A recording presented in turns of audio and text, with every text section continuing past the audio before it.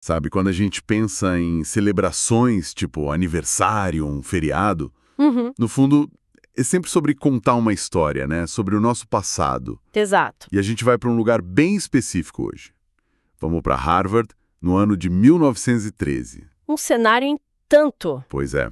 A comemoração era dos 150 anos de um prédio super icônico do campus, o Hollis Hall. Certo. E para marcar a data, os alunos montaram uma peça de teatro gigantesca, uma celebração da história da universidade. Ok. Só que o material que a gente vai analisar hoje vem do olhar de uma estudante, a Bessina Genter, que mais de um século depois olhou para essa peça e, bom, percebeu que a história que ela contava estava faltando um monte de páginas. Exatamente. E o que a gente vai fazer aqui é mergulhar fundo justamente nessas páginas que faltam. Certo. A peça se chamava A Pageant of Hollis Hall. Algo como um desfile histórico de Hollis Hall. Um nome bem pomposo. Super! E pra gente entender o que ela escondia, a primeira coisa é sacar o contexto.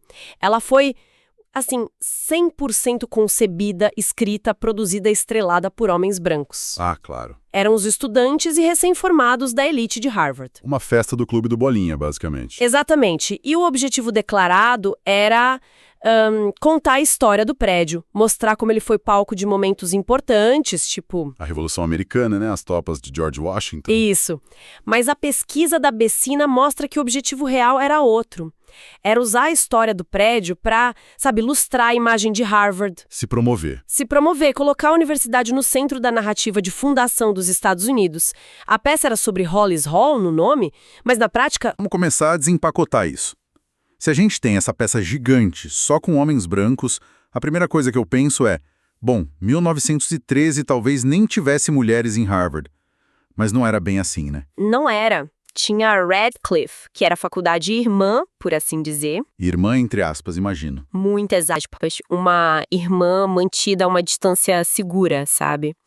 As estudantes de Radcliffe existiam, eram brilhantes, mas estavam física e simbolicamente do lado de fora dessa celebração. Elas não podiam morar no campus principal, então. Nem pensar. Muito menos no Hollis Hall, que era um dormitório masculino. Elas viviam em um campus separado. E o que elas estavam fazendo enquanto essa peça toda acontecia? E é aí que a coisa fica boa. A pesquisa da Bessina desenterrou isso e é incrível.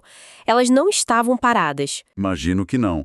Então, enquanto os rapazes estão lá no palco principal celebrando a própria história, as mulheres estão, o quê? Assistindo da plateia? Longe disso. E é aqui que a pesquisa da Bessina vira a história de cabeça para baixo. Elas não estavam assistindo. Elas estavam? Criando. A poucos quarteirões dali, no campus de Radcliffe, elas tinham seu próprio universo cultural efervescente. Que demais! E o que é fascinante aqui é que elas construíram uma cena teatral totalmente autônoma. Como assim autônoma? Elas não eram só espectadoras do teatro de Boston ou de Harvard. Elas escreviam, produziam, dirigiam, costuravam os figurinos e, claro, atuavam nas suas próprias peças. Elas faziam tudo. Tudo. A Bessina encontrou registros de clubes de teatro, de competições de dramaturgia, um calendário cultural riquíssimo. E não era um passatempo amador, sabe? Uma brincadeirinha para passar o tempo. Era levado a sério. Muito a sério. Essas produções eram eventos. Espera. Então elas tinham uma produção teatral quase profissional acontecendo em paralelo? Exato! E no começo, o público talvez fosse só as outras estudantes. Mas isso mudou rápido. Começou a atrair gente de fora. Muito. Virou um evento cultural relevante na região. O trabalho da Bessina encontrou críticas dessas peças em jornais de grande circulação, tipo o The Boston Globe. Nossa! E o que diziam as críticas? Eram genuinamente positivas. Tem um crítico, por exemplo, que elogiou uma das peças pela originalidade e humor espirituoso. Uau! E ele ainda destacou que a produção superava e muito as comédias musicais que os homens de Harvard costumavam fazer. Que invertida! Total! Ou seja, elas não estavam só criando um espaço para si, elas estavam criando arte de qualidade, que era reconhecida externamente. Isso muda tudo, porque não se trata só de uma omissão, de um esquecimento. É uma má exclusão ativa. Exatamente. Tinha uma cena cultural vibrante, reconhecida pela imprensa, acontecendo literalmente na porta ao lado. E a celebração oficial da história de Harvard simplesmente fingiu que aquilo não existia. É isso. E se a gente conecta isso a um panorama mais amplo, a gente percebe que essa atividade teatral era uma forma poderosa de conquistar autonomia, sabe? Agência. De ter uma voz. De ter uma voz para essas mulheres criar as próprias peças era criar um espaço de colaboração, de liderança, de expressão intelectual, coisas que eram negadas a elas na cultura dominante masculina de Harvard. Elas construíram o mundo delas por necessidade. Por pura necessidade, porque a porta do outro mundo estava fechada. E ao fazer isso, criaram algo tão potente que a história oficial precisou ignorar para manter a própria narrativa intacta. É impressionante. Mas a narrativa de exclusão que a Bessine expõe não para por aí, certo? A questão racial também era um ponto cego gigantesco nessa celebração. Gigantesco. E aqui a história fica ainda mais complexa. Por quê? Porque, diferente de muitas outras universidades de elite da época, Harvard, no início do século XX, já admitia estudantes negros, no papel pelo menos. O que, à primeira vista, parece uma contradição.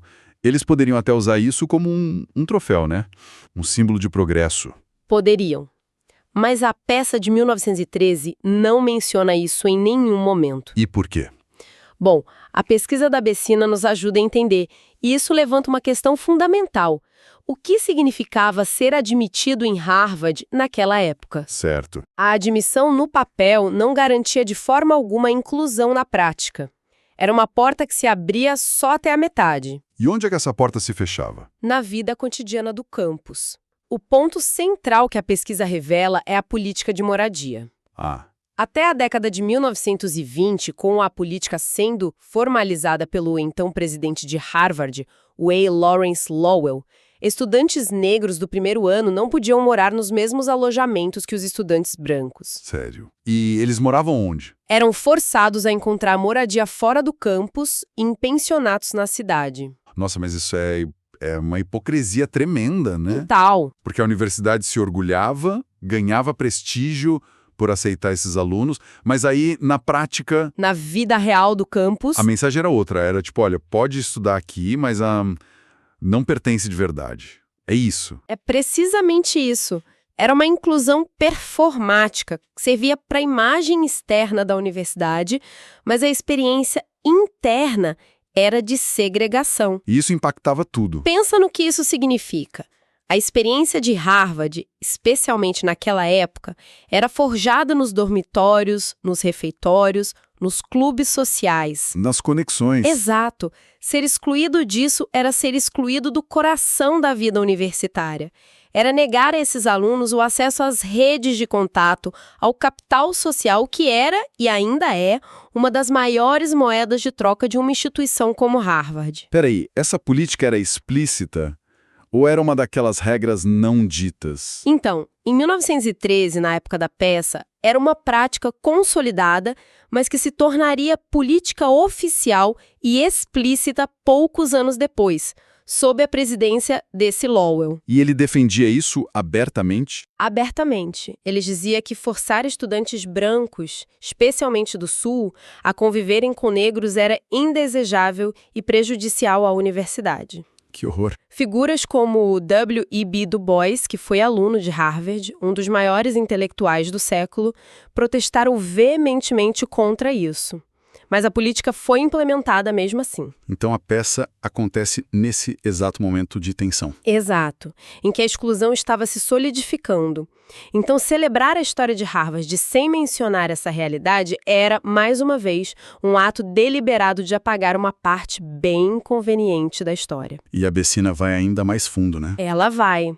Ela nos lembra que essa exclusão de 1913 não surgiu do nada. Ela está enraizada numa história ainda mais antiga e dolorosa da universidade. Que é? A história das pessoas escravizadas que viveram, trabalharam e, em muitos casos, foram propriedade de presidentes e professores de Harvard nos séculos 17 e 18. Antes da abolição. Bem antes. E a Bessina argumenta que não dá para entender a segregação dos dormitórios no século XX sem reconhecer que o próprio campus foi construído literal e figurativamente sobre uma base de exclusão racial. É uma camada sobre camada, histórias silenciadas. A peça de 1913 é só a ponta do iceberg. Perfeito. E o trabalho da Bessina é mergulhar para mostrar tudo que está submerso. E o mais impressionante é como ela conseguiu juntar todas essas peças. Quer dizer, onde é que se encontram esses registros? E essa é talvez a parte mais fascinante da história toda. A resposta para sua pergunta nos leva à ironia final e mais poderosa desse quebra-cabeça. Que é? Ela encontrou tudo isso usando o próprio sistema de arquivos de Harvard. Um arquivo digital vastíssimo que, assim por uma reviravolta incrível do destino, Sim. se chama Hollis. Não, pera aí. É sério. Você tá brincando? Hollis? O mesmíssimo nome. Que incrível! É quase perfeito demais. Não é? Pensa na simbologia disso. Em 1913, o nome Hollis, através da peça, foi usado para representar e solidificar uma versão da história. Masculina, branca, exclusiva. Era o portão. E eles eram os guardiões. Exato. Eles decidiam quem entrava na história e quem ficava de fora.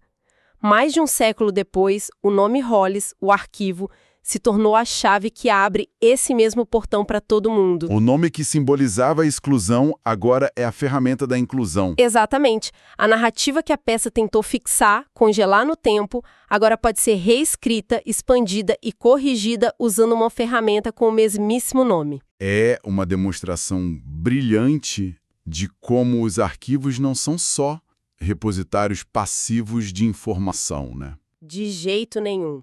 Eles são campos de batalha para a memória. Podem ser usados para reforçar narrativas antigas, mas como o trabalho da Bessina prova, eles são ferramentas poderosíssimas para desafiar e explodir essas mesmas narrativas. Hollis, a peça, tentou ser o ponto final. E Hollis, o arquivo, garante que a história seja uma conversa sem fim. Então, o que tudo isso significa? A gente começou essa conversa com uma peça de teatro de 1913 que parecia uma simples celebração.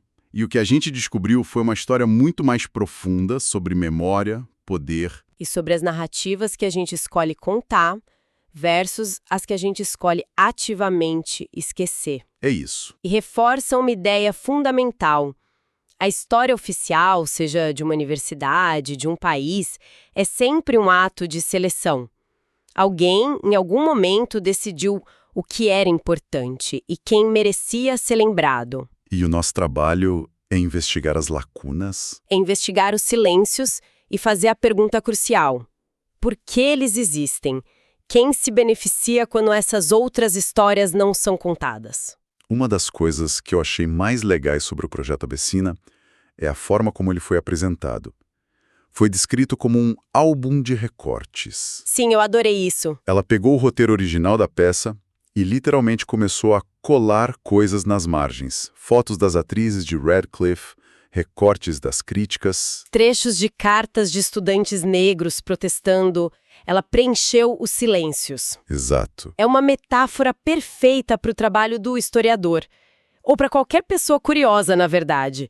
Não se trata de apagar a história original. Mas de completá-la. De torná-la mais honesta, mais tridimensional. E isso nos deixa com uma reflexão final, eu acho. A Bessina fez esse álbum de recortes para a história de Harvard. Isso me faz pensar. Uhum. Se a gente tivesse que criar um álbum de recortes para uma história que a gente conhece bem, pode ser da nossa cidade, de uma empresa, ou até da nossa própria família. Sim.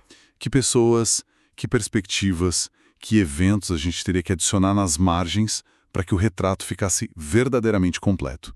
O que está escondido, talvez à vista de todos, mas fora da moldura oficial da história que a gente se acostuma a contar.